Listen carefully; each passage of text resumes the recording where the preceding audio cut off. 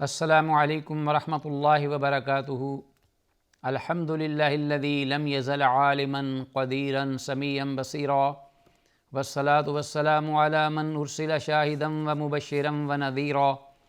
اما بعد فاعوذ باللہ السمیع العلیم من الشیطان الرجیم من ہمزہ ونفخہ ونفثہ بسم اللہ الرحمن الرحیم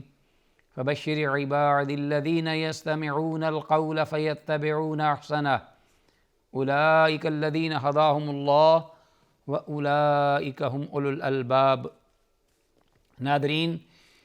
پروگرام صوت ہادی لے کے حاضر خدمت ہوں اور اللہ کی بارگاہ میں دعا گو ہوں کہ اللہ تعالی ہم سب کو دین و دنیا ہر اعتبار سے اس پروگرام سے مستفید ہونے کی توفیق کامل مرحمت فرمائے، اور جو کچھ بھی کتاب اللہ سنت رسول اللہ صلی اللہ علیہ وسلم کی تعلیمات کی روشنی میں سنا جائے اس کو منوان آگے دیگر اہل اسلام کی طرف پہنچانے کی بھی کوشش اللہ ہمیں دے اور توفیق دے۔ اللہم ارنا الحق حقا وارزقنا اتباعہ وارنا الباطل باطلا وارزقنا اجتنابہ، آمین یا الہ العالمین۔ آج کی اس ہماری مجلس میں جو زیر مطالعہ حدیث رسول صلی اللہ علیہ وسلم ہے، وہ مؤلف رحمہ اللہ نے کتاب الحج کے ضمن میں ایک نئے باب کے تحت ذکر کی ہے، اور میں چاہوں گا کہ حسب معمول اس حدیث کی نص پیش کرنے سے پہلے باب کے الفاظ ذکر کر دیے جائیں تاکہ مسئلے کو سمجھنے اور باب کے الفاظ اور حدیث کے الفاظ میں باہمی مطابقت پیدا ہو سکے۔ ناظرین، باب کے الفاظ ہیں: باب استحباب الرمل فی الطواف والعمرۃ وفی الطواف الاول فی الحج۔ حج کا عمرہ طواف ہو یا عمرے کا طواف ہو تو ہر دو قسم کے طواف کے آغاز میں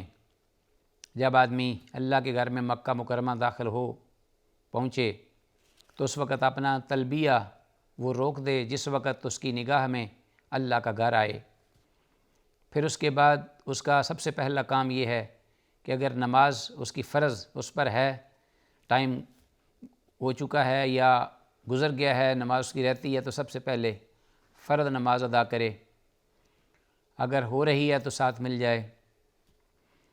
نماز ادا کرنے کے فوراً بعد اس کا جو کام ہوگا وہ ہوگا بیت اللہ کے شریف کے ساتھ خاص طواف کا۔ طواف کو وہ شروع کرے گا تو چونکہ وہ اس کا یہ پہلا طواف ہے، جسے طواف قدوم بھی کہتے ہیں، جیسے طواف تحیہ بھی کہا جاتا ہے اور طواف اول بھی، کئی ایک نام ہے اس کے۔ پہلا طواف حج کا ہو یا عمرے کا ہو، اس سلسلے میں مؤلف رحمہ اللہ نے یہ حدیث ذکر کی ہے کہ اس میں رمل مستحب ہے۔ تو رمل جو ہے وہ کیا چیز ہے؟ یہ ایک شرعی حج میں کی جانے والی عبادت جو کہ باعث اجر و ثواب ہے، اس کی ایک ٹرم ہے، اصطلاح ہے رمل، رمل یرملو۔ تو رملہ جو اس کے کئی ایک معنی اور بھی لغت کی کتابوں میں ہیں، مثلا رملہ الطعام فلان، فلاں شخص نے کھانے میں رمل کو ملا دیا، یعنی ریت کو ملا دیا۔ اور اسی طرح فلان رمل السریرہ، فلاں شخص نے جو اپنا بیڈ ہے اس کو یعنی آراستہ و پیراستہ کیا یا اس کو سجایا پھولوں سے یا ڈیکوریٹ کیا، یہ بھی اس معنی میں بھی آتا ہے۔ بہرحال اس کے بھی اور میننگ بھی ہیں کہ ایک کندھے ہلا ہلا کر قوت سے، طاقت سے انسان کا تیزی کے ساتھ چلنا، یہ بھی معنی ہے رمل کا۔ تو یہاں بطور اصطلاح کے استعمال ہوا ہے۔ آئیے ہم دیکھتے ہیں، یہ حدیث نمبر 794 ہمارے پاس 794 ہے، جو حضرت عبداللہ ابن عمر رضی اللہ عنہما کی ہے کہ ان النبی صلی اللہ علیہ وسلم کان اذا طاف بالبیت الطواف الاول یخب ثلاثۃ طواف، کہ اللہ کے نبی صلی اللہ علیہ وسلم جب بیت اللہ کا طواف فرماتے، پہلا طواف الطواف الاول یخب ثلاثۃ طواف،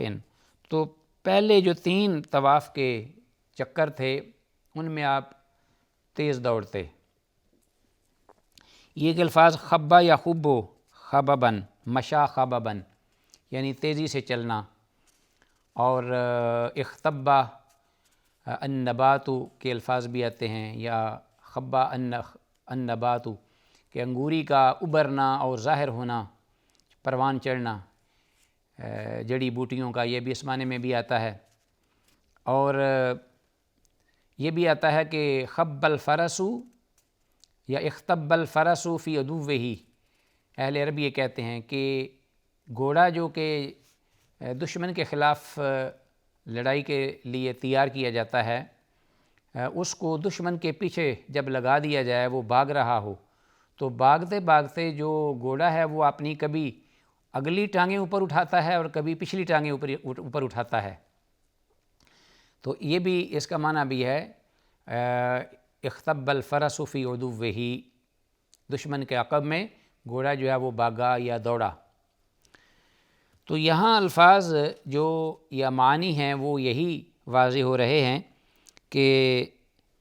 یخب ثلاثۃ اطواف، رسول اللہ صلی اللہ علیہ وسلم پہلے جو 3 طواف کے چکر تھے ان میں تیز چلے، اپنے کندھوں کو ہلا کر پوری طرح اچھے انداز سے. ویمشی اربعۃً، اور 4 جو بقیہ چکر ہیں ان میں آپ آہستگی سے معمول کے مطابق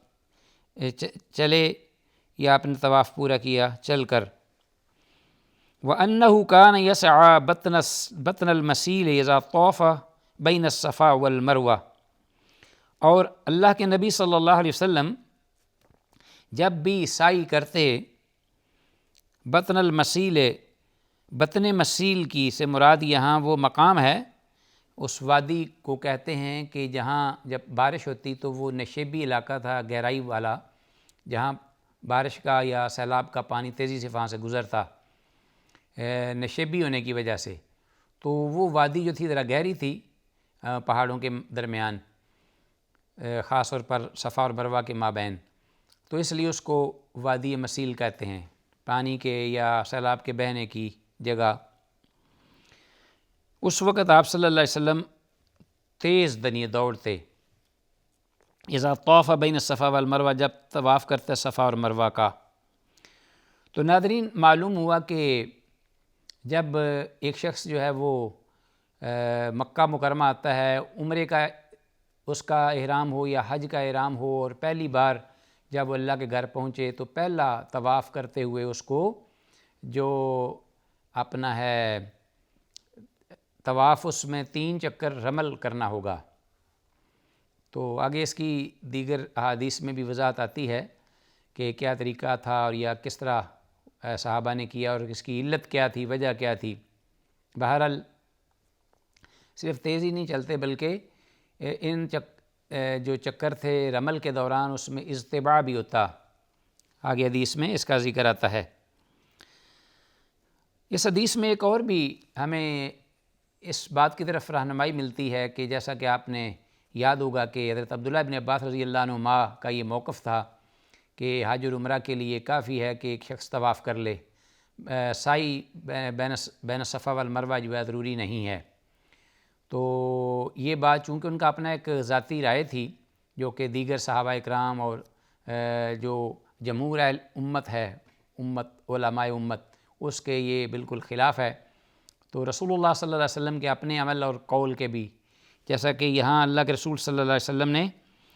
خود طواف فرمایا، پہلا رمل اور بقیہ 4 جو ہیں وہ عام معمول کے مطابق، اور پھر فرمایا کہ جس وقت وہ صفا اور مروہ کی سعی فرماتے تو اس وقت بطن مسیل میں آپ جو ہیں وہ تیز دوڑتے. تو وہاں آج کل چونکہ بہت ہی خوبصورت آراستہ پیراستہ برآمدے بن گئے ہیں، تو حکومت وقت نے بڑی سہولتیں وہاں پیدا کر دی ہیں الحمدللہ، جزاہم اللہ. وہی جگہ جہاں کے دوڑنے کا مقام ہے، وہ وہاں ٹیوب لائٹس گرین کلر کی جو ہیں، سبز رنگ کی، وہ لگا دی گئی ہیں اس جگہ کے تعین کے لیے تاکہ وہ واضح ہو جائیں، جن کو اخضرین کہتے ہیں. تو وہاں جو مرد ہیں وہ دوڑتے ہیں، جیسا کہ یہ بات واضح ہے کہ عورتوں کے لیے وہاں دوڑنا اس طرح مردوں کے ساتھ یہ درست نہیں ہے، مردوں کے ساتھ مردوں کی طرح۔ تو اس کے بعد یہ حدیث ایک تو صفا اور مروہ کی سعی کے بغیر پورا طواف کمپلیٹ نہیں ہے، عمرہ مکمل نہیں ہے، اور دوسرا یہ ہے کہ اس جو نشان زدہ جو بطن مسیل ہے اس میں دوڑنا ہوگا، جس طرح کہ بیت اللہ شریف کے پہلے طواف میں 3 جو چکر ہیں وہ رمل کرنا ہوگا، اور رمل میں یہ بھی ہے کہ اجتباع ہو۔ اجتباع جو ہے وہ یہ کہ جو احرام ہے اس کا ایک چادر کا حصہ جو ہے وہ دائیں بغل کے نیچے سے نکال کر جو معتمر ہے یا احرام باندھنے والا وہ اپنے بائیں کندھے پر اس کو ڈال دے۔ آگے آتے ہیں دوسری حدیث کی طرف جو کہ اسی باب کے تحت ہے کہ حج اور عمرے کا جو طواف ہے پہلا، اس میں رمل کا کرنا مستحب ہے۔ ہمارے پاس حدیث نمبر 795 جو حضرت عبداللہ بن عباس رضی اللہ عنہما کی حدیث ہے، کہتے ہیں قدم رسول اللہ صلی اللہ علیہ وسلم و اصحابہ، اللہ کے رسول صلی اللہ علیہ وسلم تشریف لائے اور آپ کے صحابہ بھی۔ یہ اس وقت کا واقعہ ہے جب رسول اللہ صلی اللہ علیہ وسلم عمرۃ القضاء کی غرض تشریف لائے تھے سن 7 ہجری میں۔ 6 ہجری کو عمرے کے لیے گئے اور قریش مکہ نے روک دیا، اور پھر معاہدہ ہوا۔ اس کے بعد یہ طے پایا معاہدے کی ایک شک یہ بھی تھی دفعات میں سے کہ آئندہ سال مسلمان آئیں اور مکہ میں 3 دن سے زیادہ قیام نہ کریں اور ہتھیار ساتھ لے کے نہ آئیں، اگر ہو تو وہ صرف ایک ہی ہتھیار وہ چھپا ہوا ہو۔ تو اس طرح انہوں نے وہ بھی مشروط آئندہ سال کے لیے عمرے کی اجازت دی، لیکن رسول اللہ صلی اللہ علیہ وسلم ان کی ہر بات کو مصلحتاً تسلیم کر رہے تھے، اس لیے کہ اس میں اہل اسلام کا جو فائدہ ہے وہ بالکل واضح نظر آ رہا تھا مستقبل میں۔ تو آپ صلی اللہ علیہ وسلم اس وعدے کے مطابق اور معاہدے کے مطابق اپنے صحابہ کرام کو لے کر 7 ہجری کو تشریف لائے تھے مکہ مکرمہ عمرہ القضاء کے لیے۔ تو اس عمرے کے دوران جب آپ تشریف لائے تو یہ حدیث بیان کی گئی ہے، یہ اس موقع پر حضرت عبداللہ بن عباس رضی اللہ عنہما نے فرمائی۔ ہوا یہ کہ جب آپ اور آپ کے صحابہ تشریف لائے تو مشرک جو ہیں انہوں نے ایک پروپیگنڈا کیا، یہ ان کی ایک اپنی ایک افواہ تھی جو انہوں نے مشہور کر دی، اڑا دی کہ یہ جو مسلمان ہیں ابھی جو آئے ہیں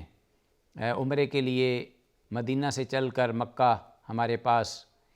ان کے اندر کوئی دم خم نہیں ہے، انتہائی لاغر سست اور کمزور ہیں، مدینہ کی آب و ہوا یا بخار نے ان کو نڈال کر کے رکھ دیا ہے۔ تو باقاعدہ انہوں نے یہ ایک افواہ اڑا دی پورا مکہ میں، اس کی تشہیر کی، ہر تک یہ پیغام دیا اور اس کا ذہن بنا لیا یہ، تاکہ وہ مرعوب نہ ہوں اور بلکہ مسلمانوں کے خلاف ان کے اندر ایک جرأت پیدا ہو، تو ایسی فضا کریٹ ہو جائے کہ مسلمان جو وہ دب جائیں اور خوفزدہ ہو جائیں، اور ہمارے جو لوگ ہیں وہ بڑے طاقتور اور بڑے ہی ہمت اور جرأت والے نظر آئیں ہر طرف۔ لیکن ہوا کیا کہ الحمدللہ رسول اللہ صلی اللہ علیہ وسلم ہادی برحق اس امت کے وہ ساتھ تھے، انہوں نے جب یہ دیکھا تو اس بات کو محسوس کر لیا، تو اس کا جو حل ہے سلوشن وہ یہ نکالا کہ فقال المشرکون، مشرکون نے یہ کہا، مشرک کہنے لگے انہ یقدم علیکم، تمہارے پاس ایسے لوگ آئے ہیں قد وہنہم، یا بعض جو نسخے ہیں ان میں یہ الفاظ میں نے دیکھیں یقدم علیکم وفدن، ایک وفد تم پر یا مجموعہ قوم کا یا گروہ آیا ہے، یا ایسے لوگ آئے ہیں وقد وہنہم حمی یثرب، کہ جن کو نڈال کر کے رکھ دیا ہے یثرب کے بخار نے۔ فامرہم النبی صلی اللہ علیہ وسلم، اللہ کے نبی صلی اللہ علیہ وسلم نے صحابہ اکرام کو تب یہ حکم دیا ان یرملوا الاشواط الثلاثۃ، کہ وہ اپنے طواف کے جو طواف قدوم ہے اس کے پہلے جو 3 چکر ہیں ان میں وہ خوب رمل کریں، اور عمل کی ڈیفینیشن میں نے پہلے بیان کر دی ہے کہ کندھے اچکا کر اور ذرا سینہ تان کر اور پھر ذرا ایکٹیو ہو کر اچھل کر انسان تیز چلے، عام چال جو ہے انسان کی اس سے ہٹ کر۔ وَأَن يَمْشُوا مَا بَيْنَ الرُّكْنَيْنِ، اور وہ چلیں دو رکنوں کے درمیان۔ جو رکن یمانی ہے اور حجر اسود، اس کے درمیان جو فاصلہ ہے وہاں رمل نہیں ہوگا، بلکہ وہاں عام معمول کے مطابق جو انسان ہے وہ چلے، اور آپ بھی اسی طرح چلیں جیسا آپ چلتے ہیں۔ وَلَمْ يَمْنَعْهُ أَن يَأْمُرَهُمْ أَن يَرْمُلُوا الْأَصْوَاتَ كُلَّهَا وَلَمْ يَمْنَعْهُ أَن يَأْمُرَهُمْ أَن يَرْمُلُوا الْأَصْوَاتَ كُلَّهَا إِلَّا الْإِبْقَاءَ عَلَيْهِمْ، اور رسول اللہ صلی اللہ علیہ وسلم نے ان کو یہ سارے جتنا بھی طواف تھا اس میں 7 چکر رمل کرنے کا حکم ارشاد نہیں فرمایا کہ مبادا وہ کمزور ہو جائیں یا انہیں کوئی تکلیف یا مشقت لاحق ہو، کیونکہ ظاہر ہے کہ بڑے لمبے سفر کے بعد آئے ہیں اور اس کے بعد بھی انہوں نے سعی صفا مروہ کی وہ بھی، اور دیگر مناسک جو ہیں عمرے کے وہ ادا کرنے ہیں، تو اس لیے آپ صلی اللہ علیہ وسلم نے اس کی رعایت رکھتے ہوئے 7 چکروں کے بغیر آپ نے پہلے 3 چکر جو ہیں اس میں یہ مظاہرہ کرنے کا آپ نے حکم ارشاد فرمایا۔ صحابہ کرام رضوان اللہ علیہم اجمعین نے اللہ کے رسول کے حکم پر وہی اجتباع کیا۔ آپ نے سب نے جتنے بھی صحابہ تھے انہوں نے سن کر اجتباع کیا اور پھر خوب رمل کیا۔ اس سے ایک یہ بھی معلوم ہوتا ہے کہ عام حالات میں یہ چال اور یہ انداز اور یہ اکڑ اور اس قسم کا یہ تکبر کی ذیل میں لکھا جاتا ہے دین میں، شریعت میں، لیکن خاص مواقع پر جب دشمن کو ڈرانا مقصود ہو اور اس پر رعب طاری کرنا مقصود ہو اور حالت جنگ ہو، تو ان حالات میں ایک مسلمان کے لیے یہ جائز ہے کہ وہ اللہ کی رضا کی خاطر وہ دشمن کو مرعوب کرنے کے لیے اپنا یہ انداز اور طور اطوار وہ اپنائے۔ تو جیسا کہ قرآن مجید میں اللہ نے فرمایا ہے کہ وَأَعِدُّوا لَهُم مَّا اسْتَطَعْتُم مِّن قُوَّةٍ وَمِن رِّبَاطِ الْخَيْلِ تُرْهِبُونَ بِهِ عَدُوَّ اللَّهِ وَعَدُوَّكُمْ، ارہاب تُرْهِبُونَ بِهِ کہ تم ڈراؤ اپنے دشمن کو، اللہ کے دشمن کو۔ تو یہ ایک طریقہ کار ہے، یہ خاص مقامات پر اس کی اجازت ہی نہیں بلکہ مطلوب ہے، جیسا کہ رسول اللہ صلی اللہ علیہ وسلم نے اس کو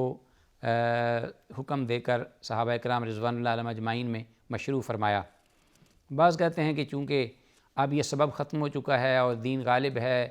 تو اب ضرورت نہیں رہی، لیکن اس کی کوئی دلیل نہیں ہے، یہ تکلف ہے۔ اللہ کے رسول صلی اللہ علیہ وسلم نے بعد میں جو بھی طواف کیا، مثلاً آپ جب حجۃ الوداع کے موقع پر آئے اس وقت بھی آپ نے پہلا طواف اس میں رمل اور صحابہ نے رمل کیا، تو یہ بہرحال ایسی توجیہ جو ہے اس میں تکلف ہے۔ انسان کو چاہیے کہ وہ اللہ کے رسول کی مطابق پیروی قیامت تک کے لیے ہے اور اس کے لیے وہ کرے۔ باقی عورتوں کے لیے نہ اجتباع ہے نہ رمل ہے، یہ صرف مردوں کے لیے ہے۔ اللہ تعالیٰ کے حضور جو کچھ بھی کہا سنا ہے، دعا ہے کہ اللہ اس کو سمجھنے اور اس پر عمل کی توفیق دے۔ السلام علیکم ورحمۃ اللہ وبرکاتہ۔